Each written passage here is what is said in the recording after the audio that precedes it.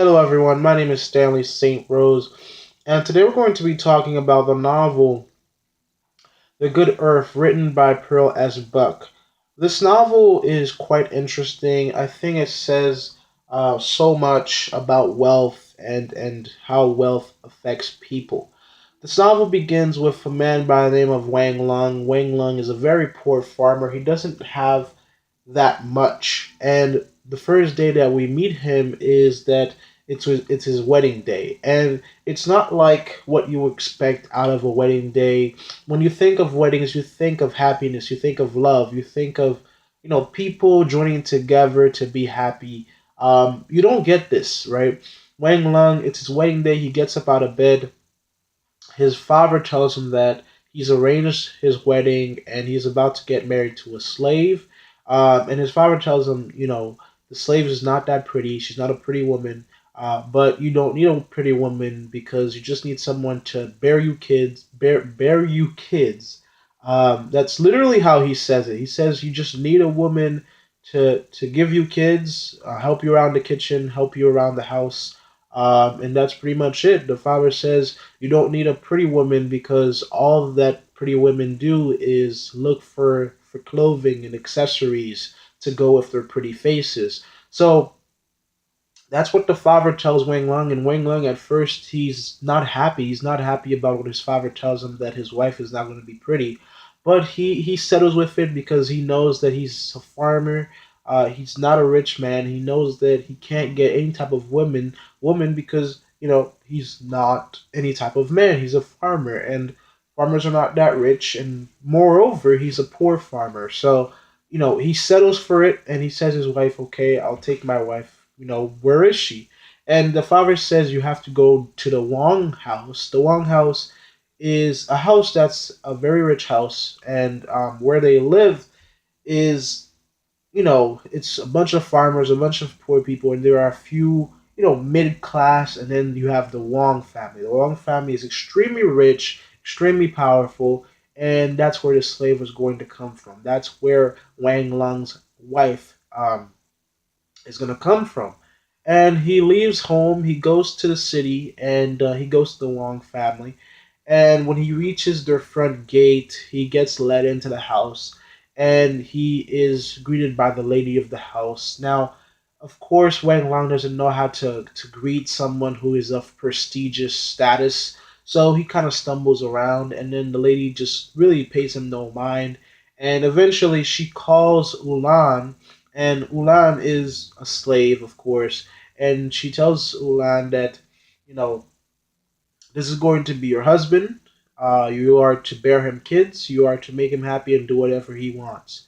And Olan doesn't. Ulan, however you want to say it. She doesn't. Uh, she doesn't rebel, or Um, she doesn't go against this, right? She just goes with it, and she follows Wang Lung home. And Olan is just a quiet person. She's not rebellious in any way, and she just follows this guy who is her husband, her new husband. She just follows him, and they go to his house, and uh, Wang Lung goes to his house with his bride. No, they don't know each other. They never knew each other. There's no love. There's no anything. It's just she's my wife now. My dad bought her for me. And he goes home, and Wang Lang introduces Olan to his father, and then they just consummate their marriage. And that's pretty much very bland, and no emotions, no happiness, no anything.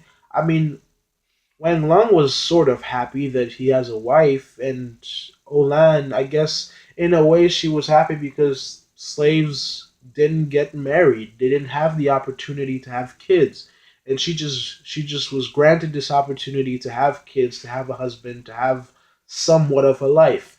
So in a way, they both were happy somewhat, and their life was very bland. They lived together.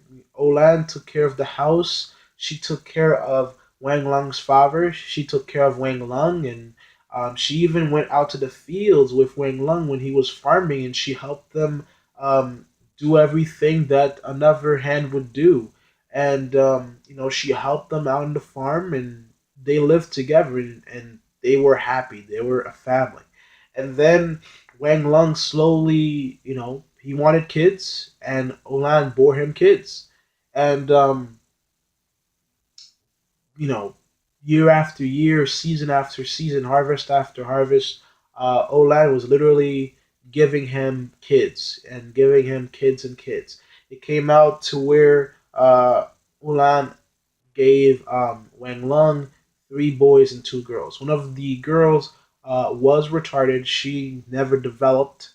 But the three boys, and that's really what Wang Lung wanted. He wanted three boys. He wanted three men, or just men in general. He didn't like women, he didn't want daughters as much because in the society that he lived in, sons were what's important. Sons were where they could carry on your family name. They could carry on what you have. This wasn't the same for daughters. So Wang Lung, he starts to prosper after marrying Ulan, and Olan is bearing him kids. He's making more money, and then he's buying new land. And what happens is he goes and he buys land from the Wang family, and this was a huge thing to him because he knows that he was a poor man, but now he's buying land from the richest family in the land, and so Wang Lung feels very proud of himself. He buys land, he crops it, he does everything to his land. He takes care of it. He plants, and he's making more money by the day. He's buying more land by the day, and Olan is taking care of the home, taking care of the house, and she's giving him kids. Everything was going great for Wang Lung. And then what happens is a really bad drought hits their homeland. A really bad drought is just killing all of the crops, taking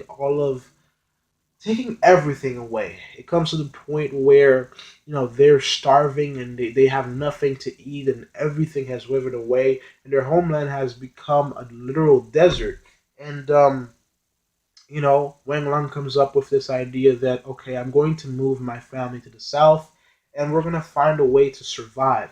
And that's what they do. They try to find a way to survive. And they go down to the south and they literally become impoverished. When they get to the south, they find that all of the people that were in their homeland and all of the people that were near the drought or were in the drought, they all went down south. And they all were in the great city begging for food and trying to live, trying to survive. Eventually, what happens is um, there's this great house that has a lot of money in it, a lot of rich people in it, and night after night, while they're in the south, people are plotting. They're like, how can we get into this great house to get money or to get riches or to get something to survive? And what happens is war breaks out. Now, within this novel, you hear a lot of talking about wars in the east, wars in the south, wars in the west, wars here and there. And Wen Long is like, what is war? What does that even mean? Because he's never been at war, he's never gone to war, and he never will go to war. But he's always hearing war, war, war. But at this instance, he hears war, and it's not really war. It's really people just breaking into this rich man's or this rich family's house, and they're stealing, they're looting, they're just taking what doesn't belong to them. Now, Wang Lung had this thing about stealing. He never believed in stealing, so he doesn't steal anything, but he does force this rich man to give him all of the gold in his pocket. And Wang Lung takes this gold, and he goes back to his family, and they go back home. And of course, they spend a lot of time. Don't get me wrong; they spend a lot of time in the South, and they suffered a lot. They had to beg in the street for food. But during this whole time, Wang Lung was always thinking about going back home. Wang Lung was always thinking, how can I get out of here? What can I do to get out of here? And this rich man that he stole the gold from, he gave him enough gold to do pretty much anything he wanted to do. And so they go back to their homeland, and the drought was over. And Wang Lung goes back to his house, although it was ransacked and everything was taken.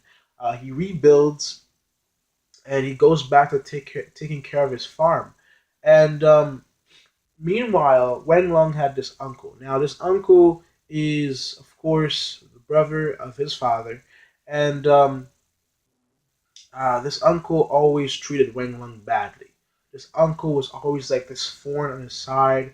He took money from him, and apparently, what happened is this uncle was always in his life, taking stuff from him. And when he goes back home, this uncle was gone. This uncle was always there when throughout the drought. The uncle was there before the drought. The uncle was there, but supposedly after Wang Lung had moved to the south to somehow survive, the uncle disappeared too. But when Wang Lung moved back to the homeland, he started to get rich and he became extremely powerful. He became so powerful that he bought all of the land of the Wangs.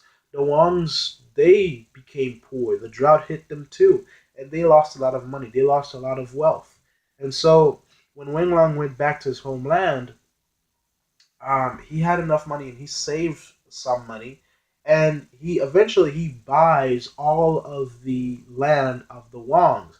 Now you might think that okay, it's because he worked hard on his farm that he got all this money and bought all of the land of the Wangs, but it's not true. What happens is his wife Ulan, when the great house was being pillaged in the south, when the house of the rich man was being pillaged, she went into the house and she stole this massive jewel that was extremely expensive. And one night while they were sleeping, Wang Long found it on her body, and he took he took the jewel away from Ulan, and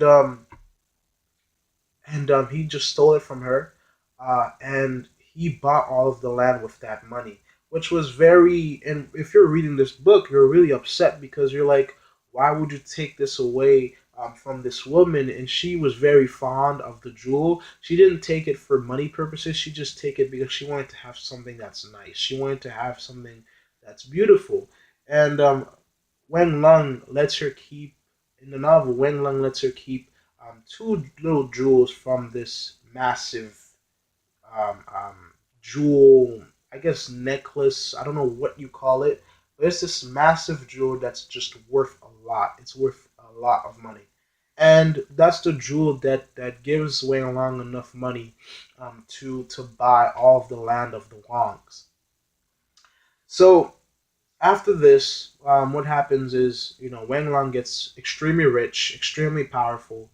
His sons are older, and literally Wang Lang. What I hate about him is that he gets everything that he wants. He wanted his kids to be intelligent.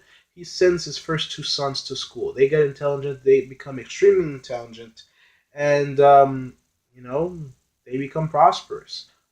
His daughter, one of his daughters, although one of them was underdeveloped, he loved his daughter, but the other one was extremely beautiful, and eventually he arranged a marriage for her, and that went well.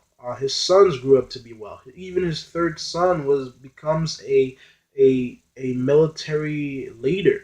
So everything that Wang Long wanted, although he suffered a little bit for it, everything he wanted, the success of his family, everything came true. It became he became so wealthy, so rich that there's nothing that he wanted that he couldn't have.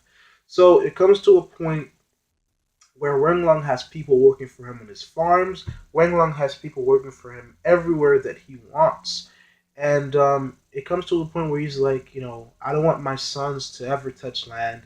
So he makes his two eldest sons, he makes them, become scholars. Now he wanted his third son to stay on the land, but eventually, the older brothers convince him to let the third son get an education too. So his sons become prominent. They become scholars. They become intelligent people, and they just hire people to work on their lands and make them money. And they even rent out some of the lands to other farmers so that they can make the money. And Wang Lang just became extremely rich, extremely powerful, and the house that was originally the House of Long becomes the House of Wang. And that's exactly what happens. Now, the thing that really destroys, or the thing that really makes people mad in this novel, Ulan, who was the slave that bore Wang Lung all of his children, and the jewel that made Wang Lung so rich, it was Ulan who stole it. It was Ulan who gave it to Wang Lung. She was that literally. She was that pot of gold that made his life so prosperous. And after he became so rich, he's like, I don't really need you anymore. I'm not poor anymore. I'm like one of the richest man or the richest man in my land. So I'm going to get myself a new wife. Not wife. He doesn't get remarried. But what he does is he builds an inner house within his massive house. He builds an inner house and he gets this prostitute or his mistress. He gets a concubine and Ulan does all the cooking and cleaning. She takes care of the kids, and he makes him food and does all of the chores that she does. And when he wants to be lustful, he goes to his concubine. So he has a wife for the cooking and cleaning, and he has a mistress for his his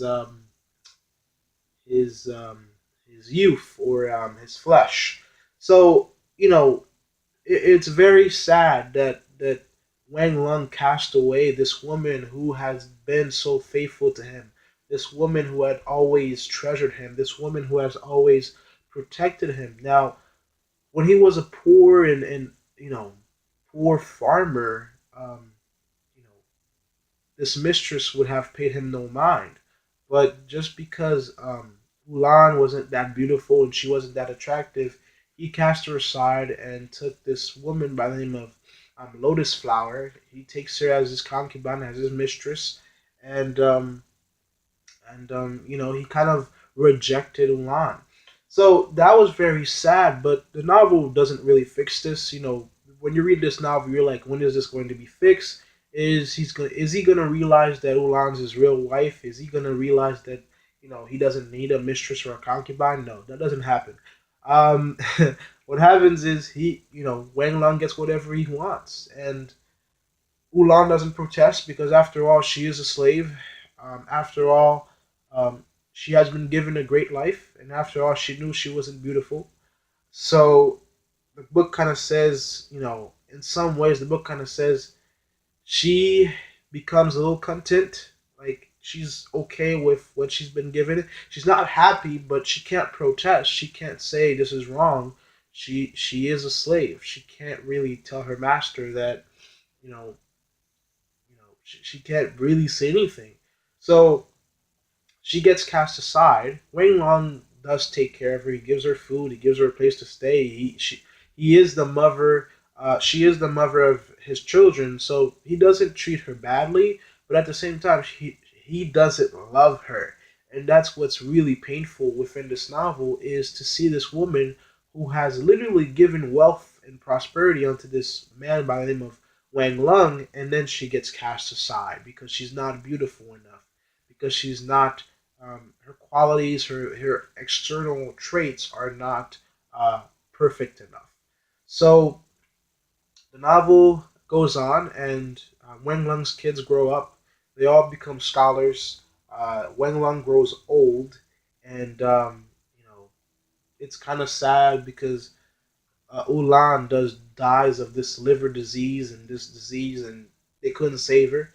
She does see her eldest son get married, and all of the boys they become very successful and very rich, and eventually the father dies. The old generation, Wang Lang's father dies, his wife dies, he dies. His mistress stays alive, and there's other slaves. By the time that Wang Lang dies, he has multiple slaves, multiple family members, multiple grandsons and grandchildren, and multiple land, multiple riches. He's the richest man, like from being the poorest man to the richest man. And the only thing I think he doesn't get is that his children planned to sell the land and take all the money. And he was very distraught when he hear this. But that's exactly what happens. The book doesn't reveal that to us. This book doesn't reveal that to us. But you have to know that the Good Earth is a trilogy. This is book one of three, I believe, and I believe that the sons will sell the land because they were not as attached to the land as their father was. They were more attached to money and prestige. So at the end of the novel, what happens is the sons they split the land. Lotus Flower, um, Wang Lung's mistress, she gets money. Another girl by the name of Pear Blossom, who was Wang Lung's last mistress, she gets 20 pence or um, um, 20 pieces of silver per month. Lotus Flower gets 25 pieces of silver per month. And they split the estate. Wen Long dies, his wife dies, his father dies, all of the people in the old generation die. And the book leaves us off with all of the sons splitting the estate in three different pieces, and they all, um, I guess, somehow live happily ever after. And that's really the end of the novel. It's to me, I think it's a little heart wrenching because I think Ulan deserves more than what she got. Even though she wasn't beautiful, I think she was the most valuable thing that that Wang Lung ever got in his life because she is the source of all of his happiness. Without her, he would have never became the most powerful man. He would never transform the House of Wang to the House of Wang. So it's kind of sad that the way that women are portrayed in this novel, they're portrayed as if they can be thrown away, and once their purpose is done, there's no more use for them. Even Lotus Flower, at the beginning, when Wen Long is first introduced to her, he only likes her because because of his flesh. He wants a woman who is beautiful, who is I guess equally proportioned. Ulan, being a slave, she was a little bit misshapen. She was not beautiful in any sense of the word. So Wang Lang, he says that, oh, I'm a rich, powerful man. I deserve to have the most beautiful wife that money can buy, and that's what he does. He goes after beautiful women, and he leaves his wife. That's worth more than all of them, all of his mistresses.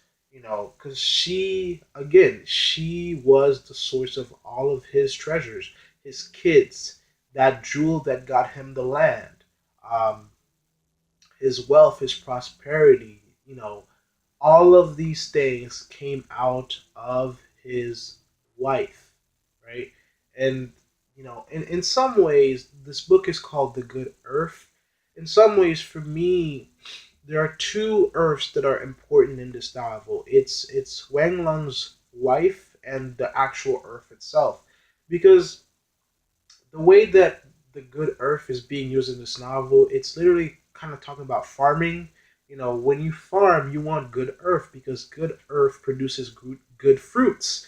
And in many ways, Wang Lung's wife, Ulan, um, she was a good earth. She produced children, she produced fruits, and not only fruits, she produced prosperity. She was never wasteful, she was never out for fancy stuff. Even when they became the richest family, she never looked for silver and gold and things like that. She just wanted her family to be happy and wanted her husband to be happy, but he was never satisfied. And even unto his death, he was never truly satisfied with his life.